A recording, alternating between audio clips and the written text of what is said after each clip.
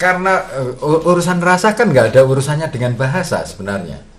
Cinta, wah ini. Cinta itu kan ketika ketika itu sudah menjadi rasa itu kan apa perlu saya mengungkapkan aku cinta padamu, kan nggak perlu. Sama dengan puncaknya kemarahan adalah diam, dan puncaknya kesedihan ya juga diam, tanpa ada satupun suara.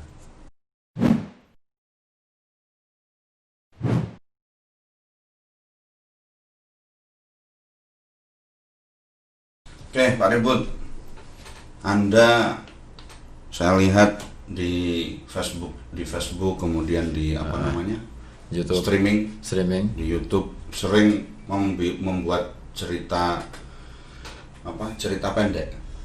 Wah, tapi saya nggak bawa buku cerita pendek ini hari ini. Katanya mau membaca. Oh, jangan nggak usah ngobrol aja.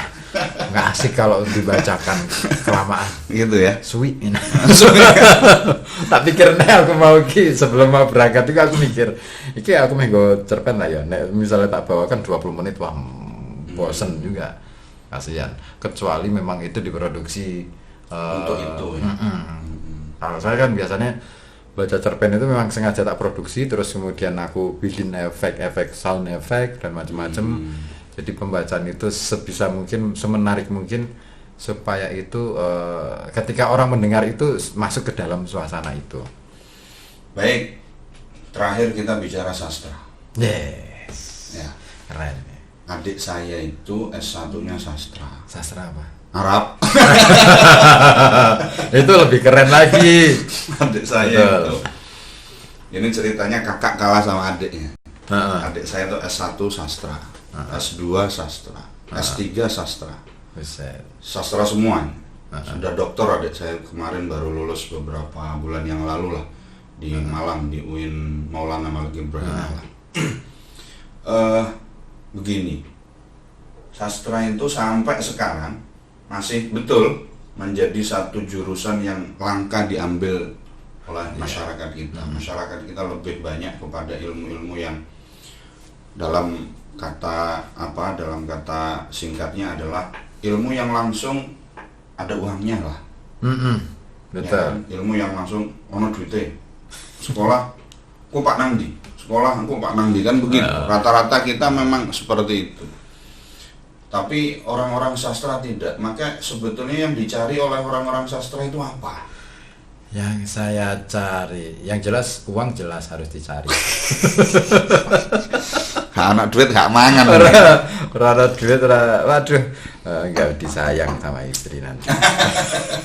Ya, saya apa yang saya cari dari sastra? Sebenarnya gini, saya punya jawaban soal itu. Ketika ditanya sama ibu saya, kenapa sih kayak di sastra itu? Ya. Ketika itu di semester 5 baru muncul pertanyaan itu. Dan saya menemukan itu bahwa orang kalau sudah menemukan ilmunya, maka dia selesai dengan urusan dunia. Artinya apa? Yang dicari adalah kepuasan batin. Saya sudah tidak lagi terlalu banyak membutuhkan apa-apa, dalam arti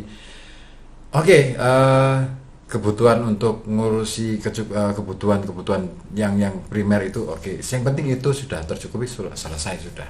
Soal lain-lain itu nanti, gitu. Itu katakanlah itu adalah bonus.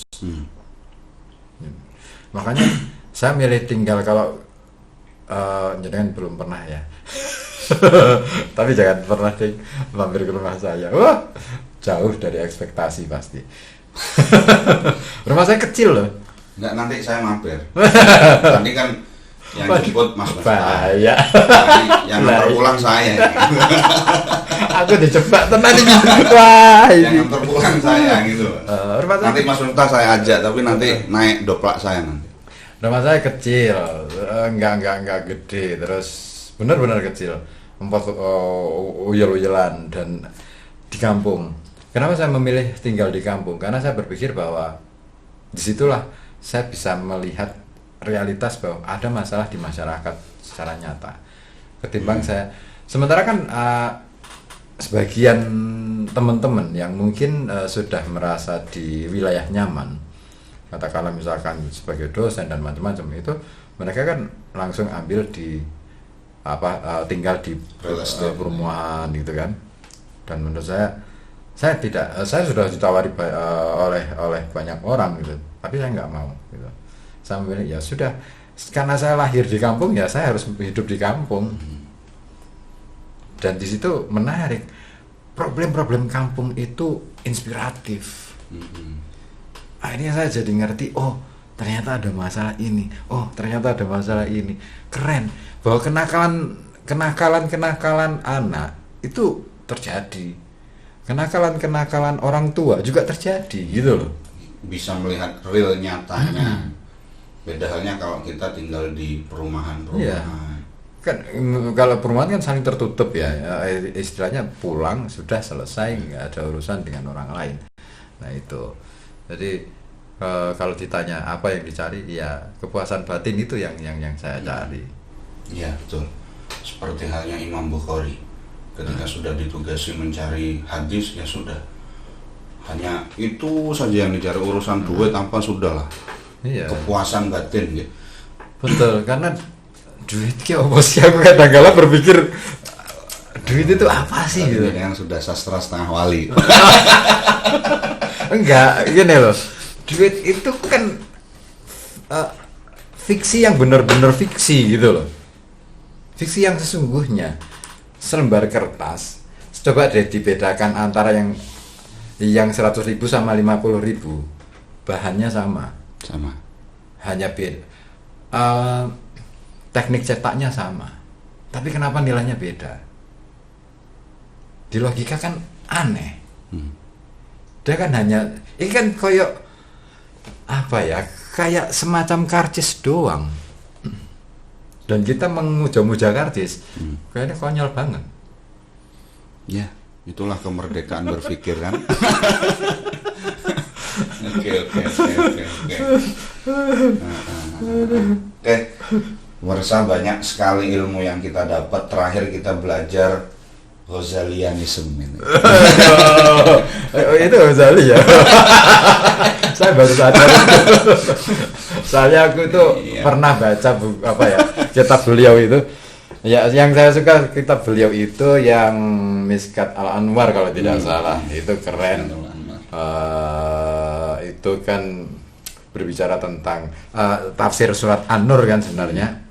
Tapi ketika saya pelajari, ini masuk dalam fisika. Ada teori optik, ada teori pantul cahaya, ada kalau di sayangnya kan beliau waktu itu nggak bikin rumus.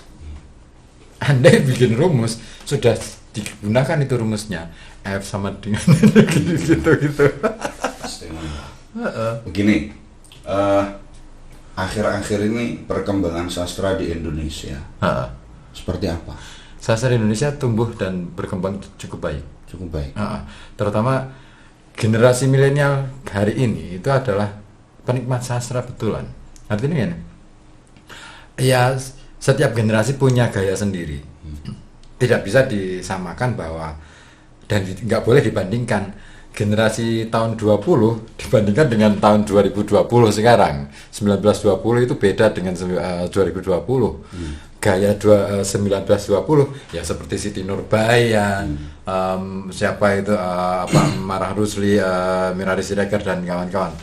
Tapi generasi sekarang itu punya gaya yang asik juga. Saya menikmati betul dengan cara mereka mencoba mengungkapkan apa yang mungkin menjadi pikiran mereka, dan mereka menyadari betul bahasa itu tidak bisa istilahnya diperlakukan secara kaku.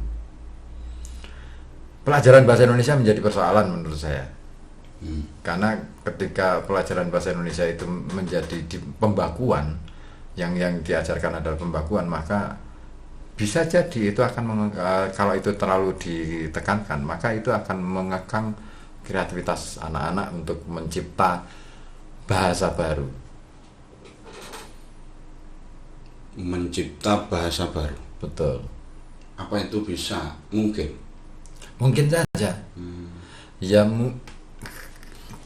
gini, akhir-akhir ini muncul lagu-lagu yang seakan-akan tidak ada maknanya, tapi laris.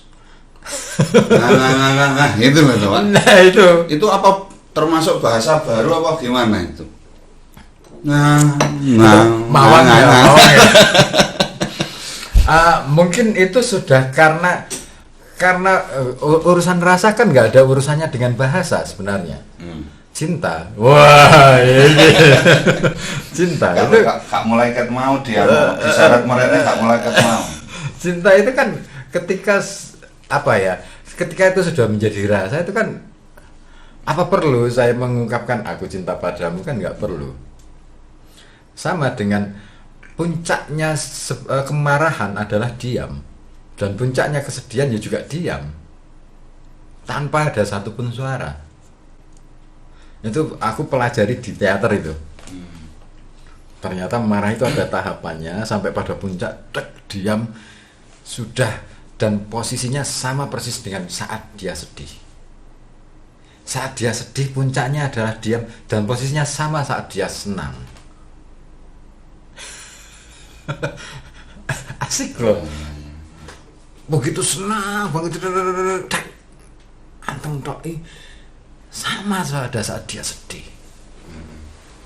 Dan lagu-lagu yang itu kemungkinan juga bahasa rasa.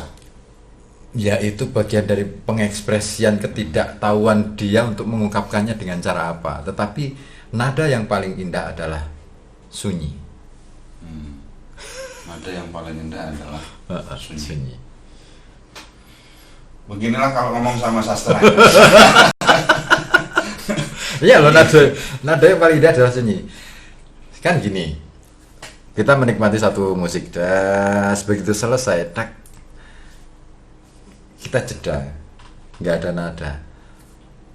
Tapi nada itu berasa berulang-ulang, masih terngiang di dalam memori kita. Nah itu artinya apa? Sunyi itu menyimpan banyak nada.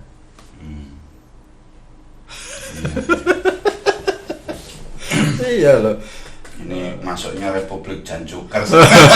Enggak, saya mencoba ini memahami wirid lah ya. Ketika kita wiridan itu keren loh. Wirid itu keren. Menurut saya keren banget. Kalau nggak dibunyikan, awalnya nggak dibunyikan itu nggak asik. Apalagi nggak gerak itu nggak asik. Menurut saya nggak asik. Harus gerak gitu loh. Kalau saya karena hatiku alot gitu loh. Untuk digerakkan alat, jadi aku kudu gerak gitu. Begitu gerak sampai kemudian akhirnya menyunyi sampai sunyi banget, nggak ada apa-apa, tapi ini masih jalan terus. Itu keren. Iya. Dan kadang-kadang gerakan itu adalah ekspresi jatuh cintanya seseorang dengan sesuatu itu. Betul. Kayak orang ketika mendengar lagu, mendengar kendang dibunyikan dung dung, dia sudah ini sudah terbawa. Sama lah ketika saya masih pacaran dulu. Pernah. Ketika jauh saya berusaha untuk berdekat kan. Akhirnya saya berusaha sebisa mungkin untuk dekat. Artinya gini, waktu itu kalau saya ngapel itu pakai angkot, nggak pakai motor karena belum punya motor. Dan motor waktu itu masih barang mewah gitu kan. Begitu sampai di depan gangnya dia, itu sudah ini jalan dari depan gang, padahal jaraknya ya kira-kira 1 kilo lebih lah. Jalan dari gang itu maunya cepet sampai, maka gerakannya saya bikin cepet. Semakin mau dekat itu semakin cepat. Begitu ketemu, kan nggak ada gerakan apa-apa, selesai. Sudah, kita duduk di hadapan satu sama lain di dalam ruang tamu. Sama analoginya seperti itu. Orang kalau sudah ketemu, dia kan tidak akan bergerak kemana-mana.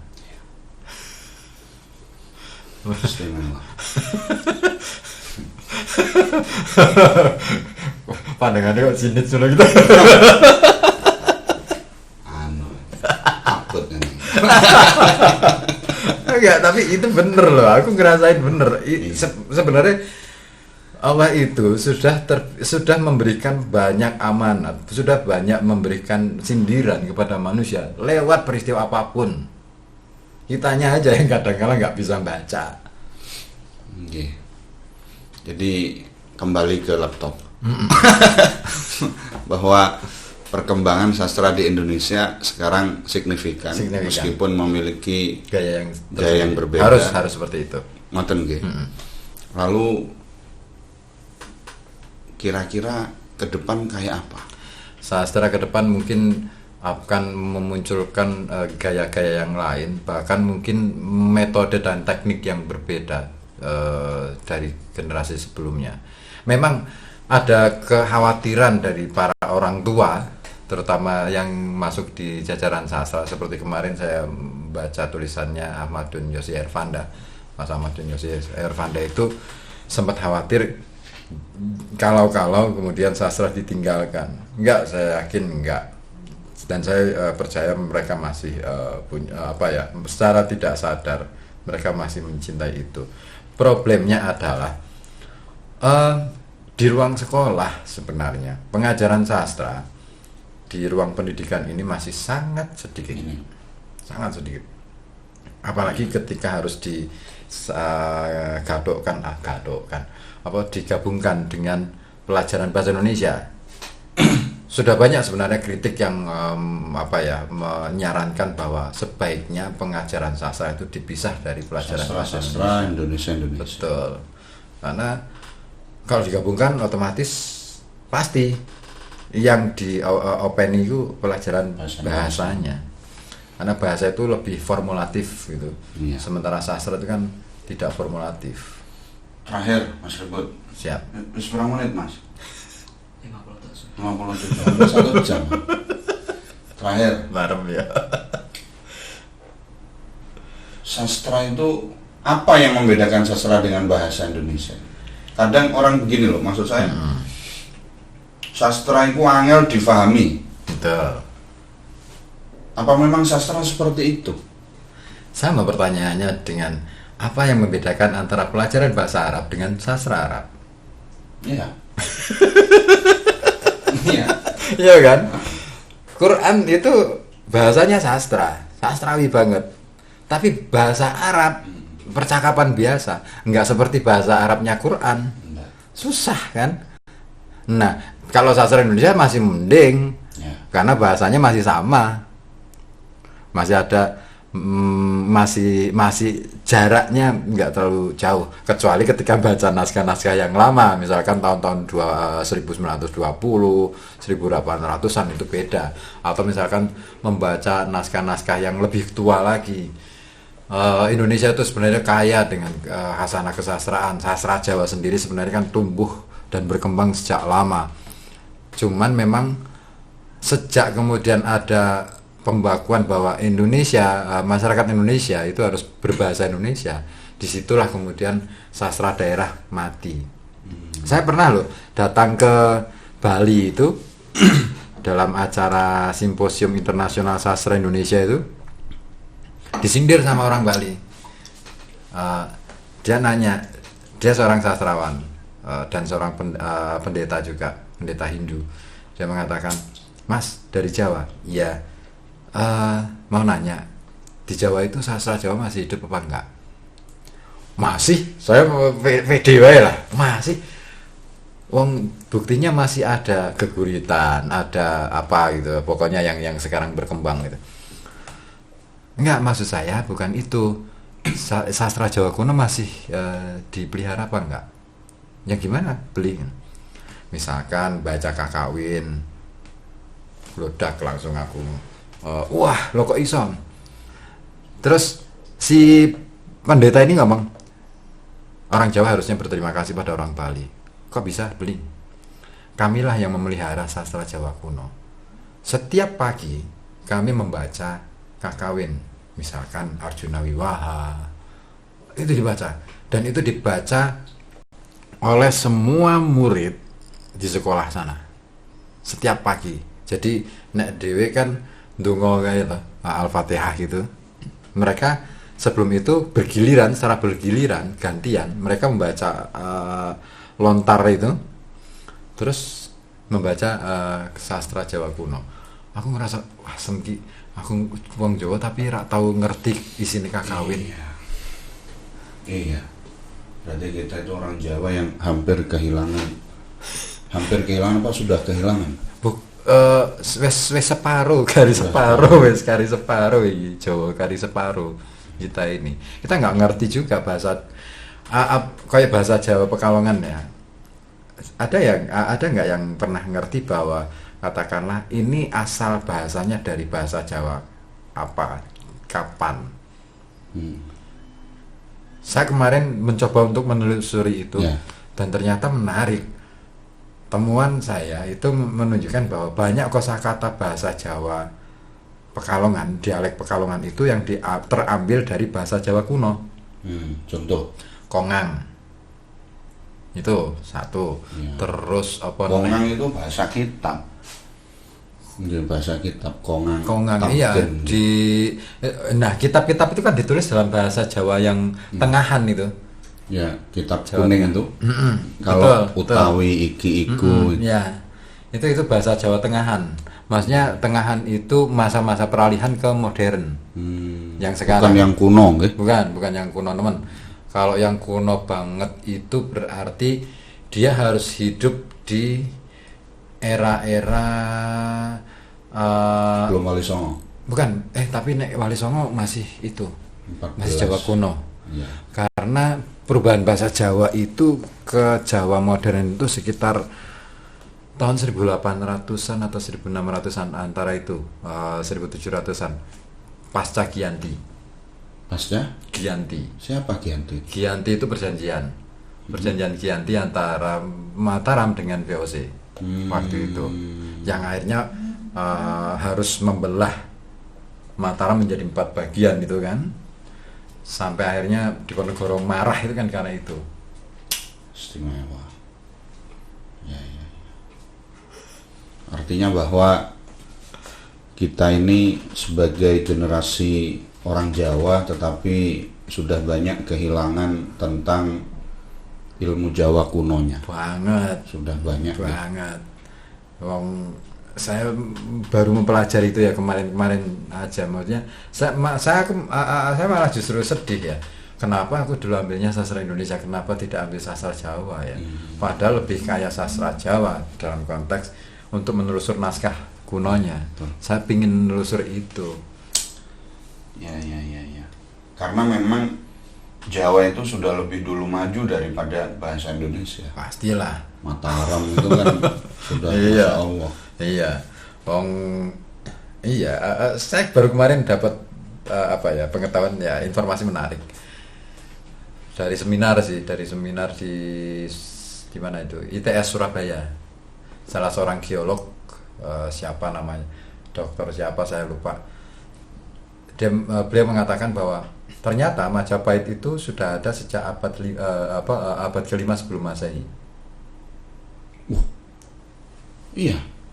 Nah, baru dengar itu. Asik gitu. Makanya aku ini tenan ora iki. Dan ternyata itu hasil penelitian masih di riset terus. Masih dikembangkan terus. Teman-teman yang menarik itu kanal-kanal yang ada di Trowulan itu, kata beliau itu ada yang usianya lebih purba dari yang diperkirakan. Dan memang para wali Songo itu ketika masuk ke Jawa, itu Jawa peradabannya sudah luar biasa. Iya. Karena Gajah Mada kan sudah sampai kemana-mana itu kan. Iyalah. Patih Gajah Mada sudah sampai ke Vietnam, sudah sampai kemana. Artinya bahwa Jawa, Mataram, Majapahit, Brawijaya, Singosari itu sudah peradabannya luar biasa. Jadi logika aja. Katakanlah misalkan kesepakatan kita kan baru mengatakan Borobudur itu dibangun pada abad 7-8. Oke. Abad 7 dan abad 8. Eropa sudah bisa apa? Ya kan? Nggak ada satupun bangunan di Eropa waktu itu. Artinya masih hutan belantara, masih kehidupannya karut-marut. Ya, kita sudah maju sejak lama. Prambanan aja kan ketika Jogja gempa itu yang menarik itu sebagian kan masih dalam tahap renovasi. Yang direnovasi itu malah justru yang terancam ambruk. Yang masih utuh ini nggak diapa-apain, malah justru kuat. Akhirnya dibongkarlah itu. Apa sih rahasianya kok ini nggak runtuh? Ternyata teknik membangunnya sudah canggih. Model pasak. Masukkan. Jadi ada batu yang di atasnya itu dibolongi, dilubangi. Nah ini yang di bawahnya ada tonjolan. Jadi saling mengunci. Ya. Dan orang-orang kita sekarang menganggap bahwa semacam candi itu adalah bantuan jin. Ya kan, karena itu loh filmnya Bandung Bondowoso itu kan buatnya jin tolong sebelum matahari terbit sudah harus jadi. Seakan-akan, nah film itulah kemudian menganggap bahwa semua candi itu adalah berkat bantuan daripada jin, dan itu menurut saya enggak lah. Karena dulu Fir'aun bangun piramid sampai segede itu dan batu yang paling besar berapa kintal itu di atas, itu kan enggak pakai bantuan jin. Ya kan? Iya. Nah, kalau jenengan tadi bilang bahwa sistem pasak dan lain sebagainya, mosok enggak, itulah itu orang itu mesti. Iya, problemnya kan kita belum menemukan aja manuskrip tentang teknik pembuatan, jadi kayak gambar arsitekturnya gitu loh. Aku yakin ya moga-moga ketemu ya. Nek ketemu yakin itu wah, temuan yang sangat bernilai. Maka kita akan kecelik semua. Maka memang bangunan-bangunan candi itu rata-rata kuat. Dieng. Kemudian ini Menara Kudus. Menara Kudus ya. Padahal itu kan tidak terlalu purba banget ngeten kan. Tapi batu bata tumpuk, ada gempa biasa aja dia. Tapi ada loh di daerah Pekalongan, di daerah Batang terutama, itu masyarakat yang sebenarnya masih secara tidak sadar mereka sebenarnya melanjutkan apa yang nenek moyang mereka lakukan. Apa itu? Mereka punya kemampuan untuk menata batu tanpa harus di semen. Gimana?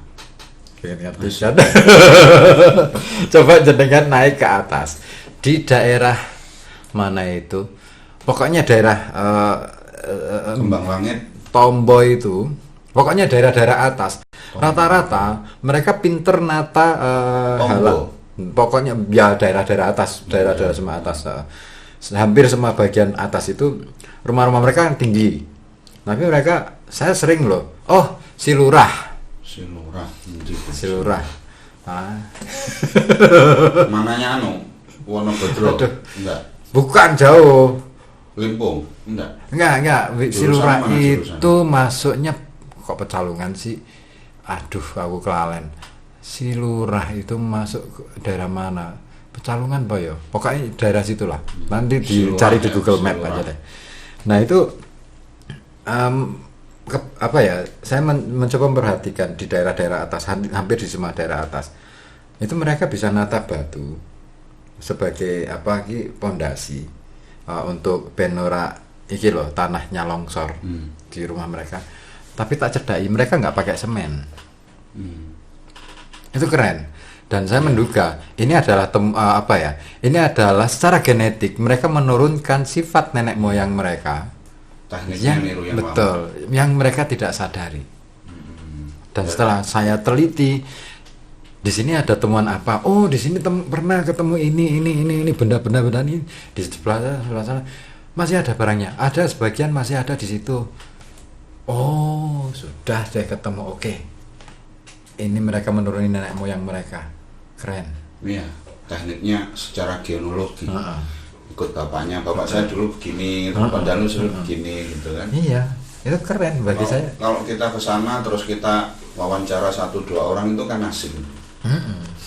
Tapi kan mereka nggak akan ngerti dari mana mereka mendapatkan pengetahuan itu.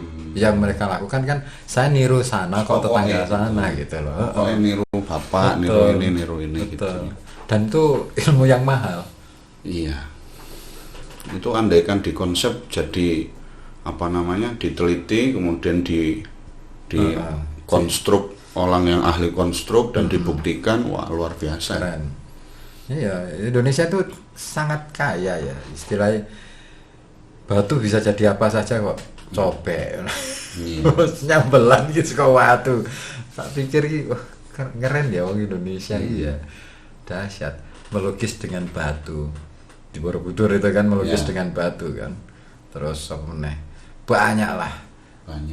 Jadi belum kita bukukan ya. Betul. Jadi logikanya ini teknik tinggi. Nggak mungkin peradaban bangsa kita ini jauh ketinggalan ke belakang kalau bisa menghasilkan karya-karya yang luar biasa. Cuman saiki ini wae sih dhewe iki dibodohni sih.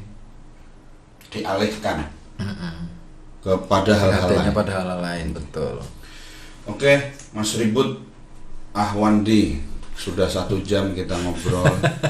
Ini sudah waktunya makan siang. Wah, mantap. Waktunya makan siang. Terima kasih sudah hadir di podcast saya. Insya Allah kapan-kapan kita bisa collab lagi. Ya, menarik sekali obrolan kita pemirsa. Nanti biar panjenengan nikmati di YouTube, kanal YouTube saya. Mungkin nanti dibagi 2 part gitu. Dibagi menjadi 2 bagian. Biar nanti editor yang ngedit nanti. Terima kasih atas kehadirannya dan semoga obrolan panjenengan bisa menginspirasi kita semuanya, generasi penerus bangsa, generasi muda seperti saya dan teman-teman yang lain. Baik, sampai jumpa di acara yang lain, di podcast yang lain, tentu dengan pemateri yang istimewa insyaallah. Demikian dari saya, mohon maaf. Wallahul muwaffiq ila aqwamit thoriq. Wassalamualaikum warahmatullahi wabarakatuh. Waalaikumsalam warahmatullahi wabarakatuh.